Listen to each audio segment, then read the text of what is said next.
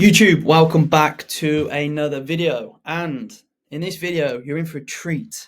We are going to go through the Ultimate Gaining Phase Blueprint, which is going to cover your training, your nutrition and your recovery, because as I've spoken a lot about sort of on the socials and YouTube, now is probably a very common time for people to get stronger in the gym, increase calories and look to sort of maximize the winter, and to just get as strong and like I say, fill out some t-shirts. So I'm going to run through how to go about this in sort of a blueprint. Now we want to start off with the three pillars that we're going to mainly focus on, which is fairly simple: training, nutrition, recovery. If you miss one of these, then you're going to stall your progress. They do all work together. Okay, if you're training hard, your nutrition's bang on, but your recovery's not, you're not going to make progress. If your training's great, your nutrition's awful, but your recovery's brilliant, you're not going to make progress. You get my gist. Master all three though, that's when you are going to make the most of this gaining phase. And in all honesty, if you nail all three of these generally, whatever your phase, you're going to make progress. Okay, so if we look at the foundation, which is going to be our training. Now, what do we want to be doing? With our training, we want to be getting stronger, implementing progressive overload, and that is going to be our main focal point. But obviously there's more to it when it comes to program, exercise selection, etc. So compound lifts are going to be our main focus. Okay, they're going to give us the best bang for buck. If you want to grow a bigger chest, you're better off doing some form of pressing motion. Okay, it could be with dumbbell, barbell, Smith machine, or a normal machine. You're not going to grow a big chest by doing cable flies. Okay, do cable flies or a pec deck have a place in a training program? Of course, but bang for buck, you're better off using your compound lifts. We want to be implementing progressive overload, whether that be adding the load that we're using, repetitions, it could be an increase in overall working sets, or just an improvement of execution across those exercises that we do. 2 to 3 working sets on your compounds are going to be anywhere from the 3 to 6 rep range. So that being your deadlifts, your squats, your pull-ups, for example, doing weighted, and then 2 to 3 working sets on more isolation-based movements. So this could be anywhere from, I'd probably say 8 to 15. I think 6 is probably a little bit low, so a little typo. But yeah, anywhere from the 6 to 15, more 8 to 15 rep range for your isolation-based movements. We're going to be wanting to train near to failure. Okay, so stop leaving lots of reps in the tank. Just because it says 12 reps, you get to 12, you don't need to stop. You can still do another couple if it means training closer to failure. Okay, in terms of structuring, 3 to 6 sessions per week, split to hit each muscle twice. I like to go for 4, 3 or 4. Okay, but some people like to do a little bit more, a little bit less. I'd get the most out of the least amount possible, which I've spoken about before. We'll look at volume and frequency with training. Okay, so we are going to be wanting to aim anywhere from 8 to 12 hard sets per muscle group.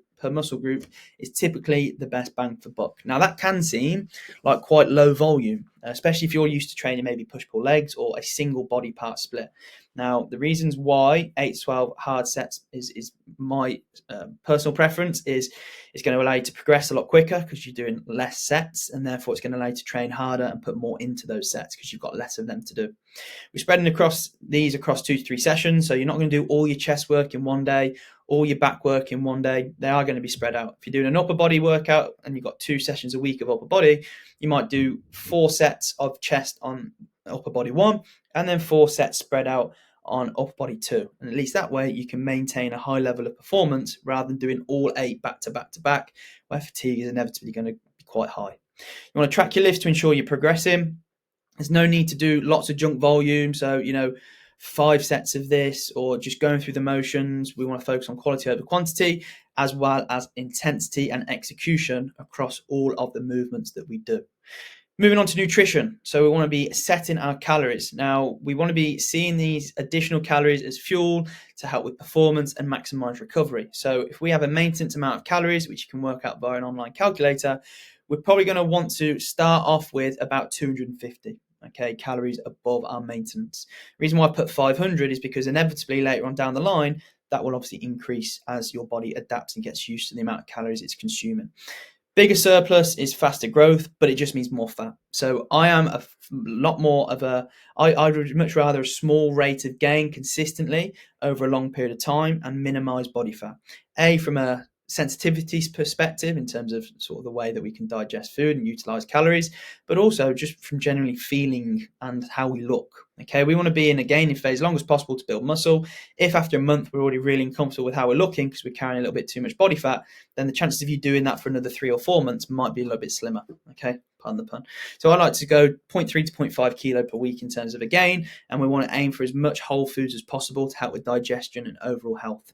Just because you're in a gaining phase does not mean you can go and eat pastries, all the cereals, full English breakfast all the time. It just means gaining phase, you've got a few more calories to consume, but making sure that they're the right calories that you are consuming. If we look at nutrition, breaking it down into our macros, we have got our protein, carbohydrates, and fats. Nice and simple. With protein, 1.6 to 2.2 grams per kilogram of body weight, which is obviously going to help with muscle repair. I would go for around about 2 grams, just under, probably 1.8 to 2 grams. And this will be from whole protein sources, not your bagels or your oats. We're talking full amino profile with these protein sources. Carbohydrates, we want to be fueling our training and recovery, so we're making the bulk of these from our surplus. So when we're increasing our calories, more often than not, they're going to come through an increase in carbohydrates, because if we're already having 2 grams per kilogram of protein, we don't need to increase that anymore. We might as well increase our carb intake, which we can use as energy. We can then use in our sessions and improve performance. Fats will then be 20 to 30% of calories for our hormones and overall health, and that there is what will make up the most amount of your calories from a macro split. Or what you can do is, like I've said, get your baseline calories. If it's 2,500, add 250 to that, which is 2,750, and then work that out, obviously protein, carbohydrates, and fats, using that sort of split. If we look at meal timing, something that is very much often overlooked, we want to be, before training, aiming for some carbohydrates and some protein, which is going to help fuel, replenish our glycogen, and get us ready and utilize that as energy. Post-training, you can look again, protein and carbohydrates for repair and glycogen as well, because obviously we'd have just burnt through that during the session. You could also utilize like intra-workout drinks to help with more carbohydrates throughout your session. If calories get quite high, they can be quite useful. Or if you're training in a fasted state, normally they're between 20 and 40 grams of carbohydrates per serving and can be very, very useful for training purposes. Evenly try and space out your protein across 3 to 5 meals.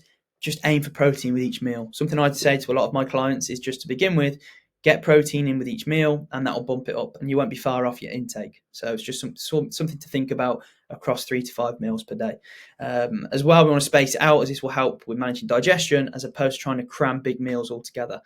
Trying to eat 80 grams of protein in one serving is going to be very difficult for your digestive system, and also just eating it in general. We're now moving on to pillar number 3, which is going to be recovery. And we're going to start off with sleep. Okay, 7 to 8 hours, 7 to 9 hours of sleep. It's going to help improve testosterone if you're male. It's going to help with better recovery. It's going to improve and therefore help with more growth. If our sleep is off, you're going to be tired, energy is going to be low day to day with work and everything else, and then obviously with your training. Deep sleep is the most important when we look at it from a sleep cycle. So if you are tracking, make sure your deep sleep is one of the ones that's the higher percentages, so using a watch or whatever else. So each sleep cycle is 90 minutes, so we want to make sure that deep sleep is prioritized as much as possible. That's going to be effective because we are going to make sure we've got a routine, which is the same sleep and wake time, to help our circadian rhythm, so our body knows when to wake up and knows when to start to get ready for bed and sort of wind down. We want a dark room, no screens before bed. We don't want caffeine in the afternoon, because that can have a half-life of 6 hours, which means it will be in our system when it comes to bedtime, not something that we want, as it's a stimulant. We can also use fitness tracking devices as well, like I've said, to monitor your sleep score, so you can understand a little bit more as to how you're feeling. The one thing I would say, and I've been guilty of this, is analysis by paralysis. So if I wake up and my watch says your sleep was rubbish, but I felt okay, psychologically I'm thinking, I'm going to be tired today. I'm not going to be feeling great. My session is going to be hard. So it's one of those, really. I think it's good to have a general understanding, but not take it at face value. And like I say here, most people think they sleep well until they measure it. Oh, Joe, I have coffee at like 6, 7 o'clock and I sleep fine. Oh, how do you know? Well, I sleep okay. I go to bed, sleep. You don't know the breakdown of your sleep. You're just guessing. So it's just something to consider. Next one we've got is stress and rest days. High stress will be high cortisol, stress hormone, which will slow down recovery. Rest days are there to obviously help drop off inflammation, and don't see rest days as like, oh my God, I'm losing all my progress. These are the most important days in your training program. Okay, you can do some active recovery, walking, stretching, like cardio. I would also always just be walking, general step count, just getting out and about, some fresh air, always nice. And to help obviously relieve stress, you can use things like journaling first thing in the morning, and also planning your day out the night before. One thing I definitely do is the night before, write out what do I need to do the following day. Normally 3 to 5 things, because then at least that way when I wake up, I'm not thinking about I need to do this, I need to do that, and get overwhelmed. I know, right, this is what I need to do. Off I go with my day. Tracking and adjusting with recovery. So just tracking in general, really. Track your lifts. Are they going up? Are they not going up? Are they improving? Is your weight going up? Now, this is obviously body weight. Are you going up 1 kilo per week? You might want to pull back your calories. Has weight only gone up 1 kilo in 6 months? You may want to increase your food. Okay, so if we're not tracking, what gets tracked gets measured. If we don't track, we're just guessing. Okay, there's a saying for that. If you're not something, you're guessing. I can't quite remember. Tracking your recovery as well, soreness, energy, sleep, energy levels, etc. And if you notice a stall in progress, motivation, appetite, energy, you're not maybe too sure why, that is maybe where you may look to implement a deload, where you just pull back on intensity for a few days, pull back on volume. You can even have a couple of days away from the gym and then go back into it after. They're sort of telltale signs of maybe needing a deload. So that is roughly what I would be sort of doing with tracking. So there we go. That is the gaining phase blueprint in 3 steps in just over 10 minutes. Obviously, there's a lot more to it, but this video is here to give you a little bit more of an insight into how to go about setting up your gaining phase and things to consider. So if I had to recap it nice and easily, train with progression and intensity. Make sure you fuel with smart surplus and balanced macros, or make sure you're consuming food that is going to allow you to hit your protein target. You're prioritizing your carbohydrates around your training session, and also you're making sure you're in a small surplus to see body weight move up. But remember, quality over quantity, slow and steady wins the race. Okay, because if you're just putting on weight all the time, week in, week out, a lot of that's going to be body fat and water and very minimal muscle. Okay, we want it to try and be the other way around. And then prioritize recovery as much as training. Okay, make sure you're taking days off from the gym. Make sure you're doing any other added 1%ers. Your best bet for recovery is your rest days, but your sleep. Okay, you can go and have saunas, steam rooms, massages, happy endings with your massage if that's what you're into, but you need to make sure that sleep is nailed, because that is going to give you the best bang for buck. And there we have it. If you do want to know more with sort of how to go about all of this, and you're maybe not sure, maybe there's a bit there for you to think about, I've got a completely free guide, which is going to be based upon 4 training sessions in the gym. It's going to be a guide about your recovery, about your nutrition, and everything else. So if you want to download the winter build, you can download it in the description below. Nice, simple, completely free. Put your email address in and you'll get it downloaded.